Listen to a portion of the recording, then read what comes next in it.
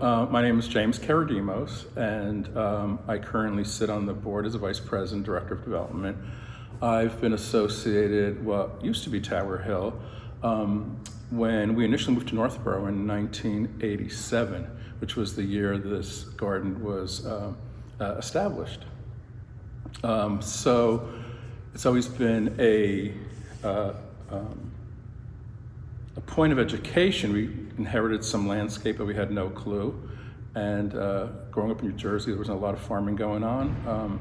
So we've watched it through the years. And I've served 5 years as president of this organization, and I continue to serve. I think what was fascinating to me was to see the evolution of this garden at that particular time. The plan was very deliberate.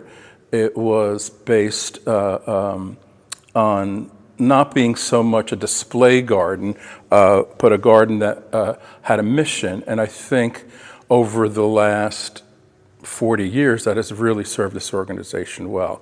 So the proudest, I think, is our sticking with our mission, expanding our vision, right? So we understood clearly what our mission was, expanding our vision to incorporate our community more so, while also maintaining our gardens, right? So it's not only about horticulture and beauty, but it's also about that education. So we're educating people about, and we're using the garden as a avenue to get there. It's amazing to see people doing yoga here. It's amazing to see this garden being recognized internationally. It's amazing that we're still stewarding our apple collection, our heirloom apple collection. That matters. And so while our mission has always been the same, our vision has expanded greatly. And we're still focused on being a beautiful garden. And I really hand it to our management, our staff, and our volunteers and trustees for never losing sight of that. At the end of the day, we have this little 200-acre property that is a gem, and we must maintain it. Again, for me, key was this conversation that we want our entire community to be represented at this garden, but we also want them to feel welcomed. I think the decision to make this a garden for all has really had a profound effect, not only on the garden itself, membership, but also its members in our local community. So today, when you walk these grounds, you're going to see people who maybe look a little different than me. You're going to get to know people who come from all sorts of backgrounds, from all communities. So that accessibility. And then we also had the conversation about experiencing the garden because of your ability. There should be the ability to experience this garden regardless of your ability to reach the garden. So our ADA accessibility projects, I think, really catapulted the organization and made it really not only viable, but viable for the future. Again, it's made me realize that we are nature, right? We are, our ability to everything that we gather, comes from nature, and understanding my little role in that, I think has made me a better person. Were you always a green thumb? Like, did you grow up in the... No, I grew up in northern New Jersey. Okay. So there was no growing. I mean, it was an asphalt jungle. My parents were immigrants, and they felt their two boys should become American. So no soccer for us. It was baseball, it was football. And I was not really good at either.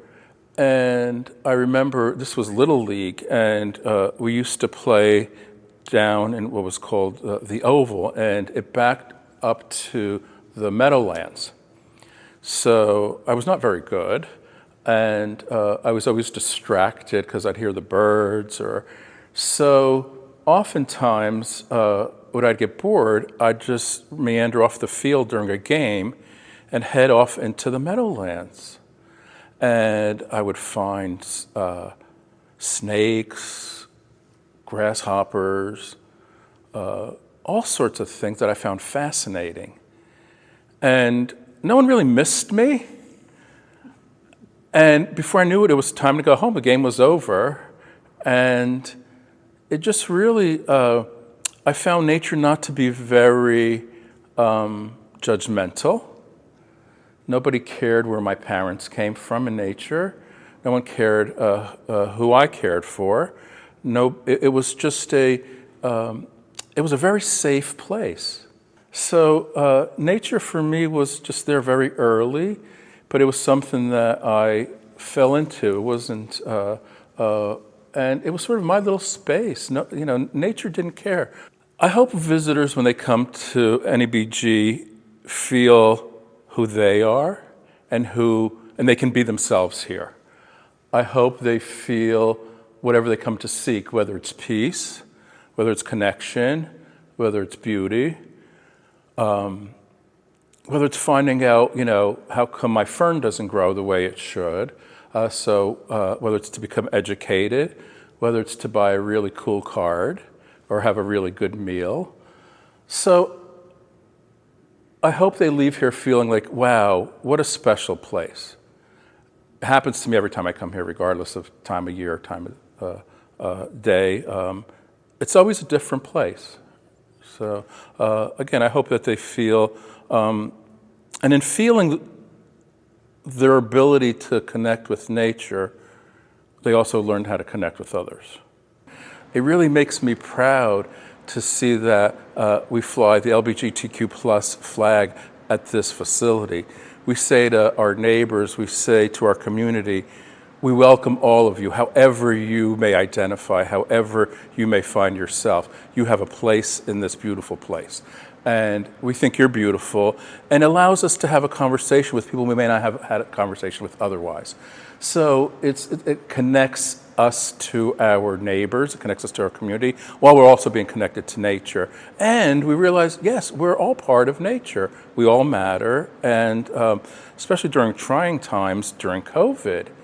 I mean, I recall the conversation, a very difficult one. Do we stay open?